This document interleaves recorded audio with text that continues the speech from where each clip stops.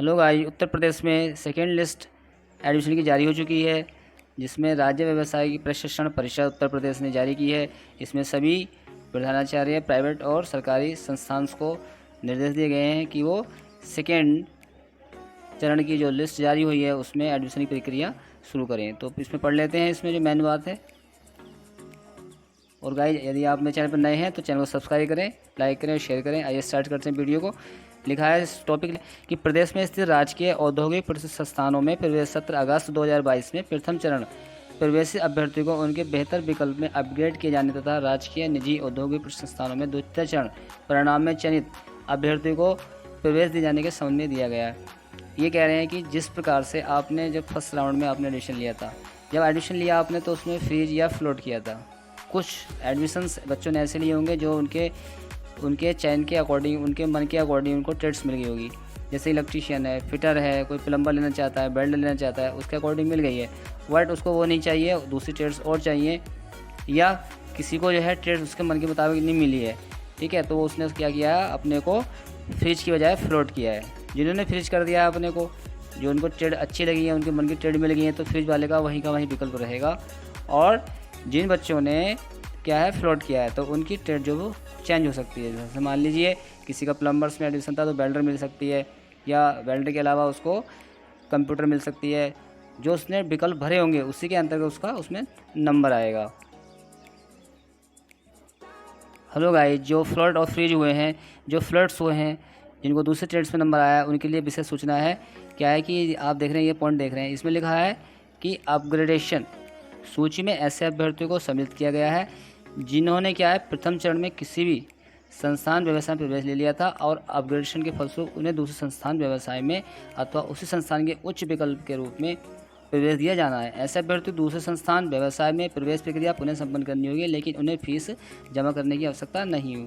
कहने का मतलब है, शॉर्ट में आपको बता रहा हूँ कि जो आपका फ्लोटेशन हुआ है, आपने फ्लोट किए ट्रेड्स, फ्लोट करने में हो सकता है कि आपने जिले वाली स्तर की ट्रेड्स भरी हो सकता है आपको ब्लॉक स्तर पर मिल गई है या तहसील स्तर मिल गई है, हो सकता है आपके पड़ोस में कहीं मिल गई है, क्योंकि एक ज़िले में कई ITI होती हैं। तो आपने जब अपग्रेडेशन किया, आपने जब फ्लोट किया, तो ज़रूरी नहीं है कि आपके उसी संस्थान में जो है ट्रेड्स मिल गई, दूसरे संस्थान में आपकी ट्रेड जा सकती है, इसलिए उसको बोलते हैं अपग्रेडेशन। तो फ्लोट से जब फ्री जो आपकी ट्रेड हो जाती है और जो आपकी जो फ्लोट आपने की है, फ्लोट में आपके दूसरे स्टैंड में आपका नंबर आ गया, तो आपको क्या करना होगा, आपको कोई फीस नहीं देनी होगी।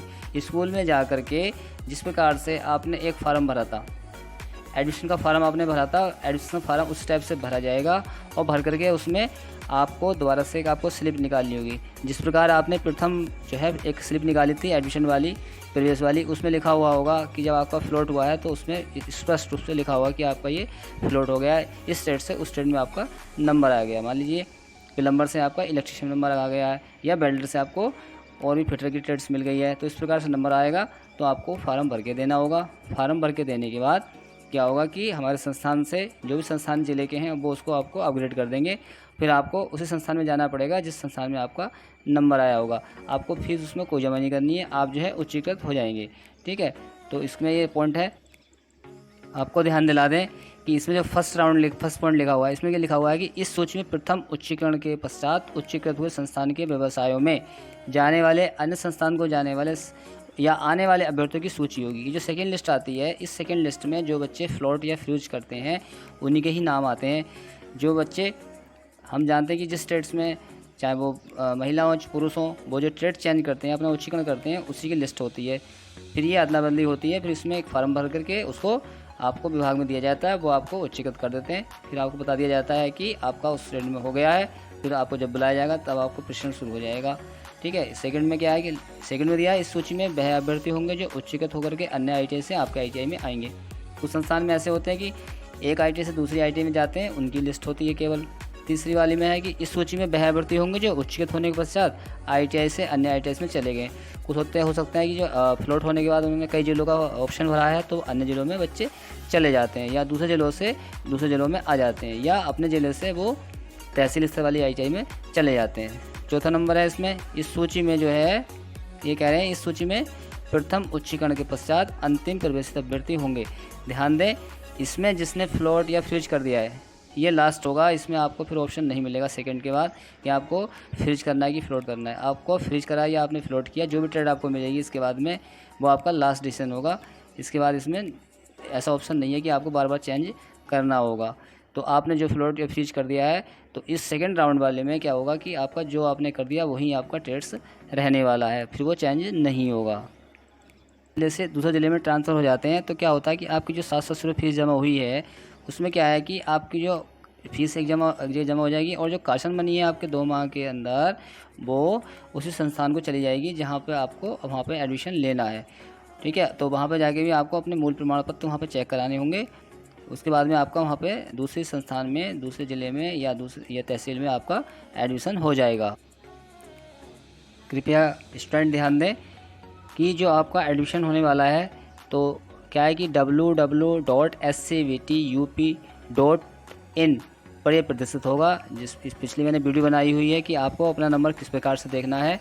SCVT ये जो आपकी वेबसाइट दे रखी है, इसको आप टाइप करेंगे। इसको टाइप करने के बाद इसको टाइप करेंगे आप, इस तरह से आप वेबसाइट टाइप करेंगे, आपका पेज खुल के आ जाएगा। फिर आप उसमें क्या करेंगे, उसमें ऊपर ऑप्शन दिया होगा, ठीक है, सरकारी संस्थान और निजी संस्थान। तो आप सरकारी पे क्लिक करेंगे तो आपको फिर एक ऑप्शन खुलेगा। ऑप्शन खुलने के बाद उसमें आपका रजिस्ट्रेशन नंबर मांगेगा, आपकी जन्मतिथि मांगेगा, और उसमें आपका अपग्रेडेशन हुआ है यानी कि फ्लोट हुआ है आपका ट्रेड तो आपको उसमें दिखाएगा।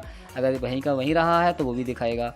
तो आप प्रिंट आउट जो है करवा सकते हैं और उसको प्रेजेंट कर सकते हैं। आप इसको खोलेंगे तो आपका सूचना आ जाएगी। सेकंड पॉइंट है इसमें, द्वितीय चरण के प्रवेश की अंतिम तिथि 4/9/2022 दिन रविवार अवकाश सहित रहेगी, यानी कि संडे के दिन भी एडमिशन होंगे। तीसरा पॉइंट है, अभ्यर्थी दिए गए लिंक पर क्लिक करें और अपना पंजीकरण संख्या और जन्मतिथि अंकित करेंगे। जैसे पूर्व में वीडियो मैंने बना रखी है, उसको आप देख लें, उसका लिंक नीचे डाल दूंगा, आप देख सकते हैं। तो आप उसका पंजीकरण नंबर जन्मतिथि अगर डालेंगे तो आपका जो है एडमिशन या फ्लोट जो भी हुआ है आपका फ्रीज हुआ आपको उसमें शो करेगा। चौथा पॉइंट, यदि अभ्यर्थी का प्रवेश हुआ है तो उसका बुलावा पत्र प्रदर्शित होगा जिसका प्रिंट वह प्राप्त कर सकता है और संस्थान में ला करके लगाएगा और अपनी फाइल को जमा करेगा। 5वां क्वेश्चन नंबर है, अभ्यर्थी द्वारा ऑनलाइन आवेदन में दिए गए मोबाइल नंबर पर चयनित अभ्यर्थी को उसके प्रवेश की सूचना SMS द्वारा दी जाती है। प्रवेश न होने की दशा में उसकी रैंक सूचना सहित प्रदर्शित होगी तथा अभ्यर्थी को अगले प्रवेश चरण की प्रतीक्षा करनी होगी। यदि आपका एडमिशन सेकेंड लिस्ट में या आपका नंबर सेकेंड लिस्ट में भी नहीं आया है तो आप थर्ड लिस्ट का वेट करें, आप होपलेस ना हो। अगला है 6 नंबर पे, प्रवेशित अभ्यर्थी अपना बुलावा पत्र की प्रति, समस्त मूल प्रमाण पत्रों अंकों पत्रों की प्रति और एक प्रमाणित प्रतियां जो है 2 पासपोर्ट साइज फोटो के साथ संबंधित संस्थान के प्रधानाचार्य से अंतिम निर्धारित तिथि से पूर्व संपर्क करके संस्थान में उपलब्ध प्रवेश लिस्ट से जांच करवाने के उपरांत अपना प्रवेश ले सकते हैं। वही अपने कागज दिखा सकते हैं जो आपने पूर्व में दिखाए थे, और जो एक फार्म और भर जाएगा उससे फ़ोटो लग जाएंगे और आपकी जो है उसमें जो रैंक है, रैंक वाला जो प्रवेश पत्र है वो आपको उसमें लग जाएगा।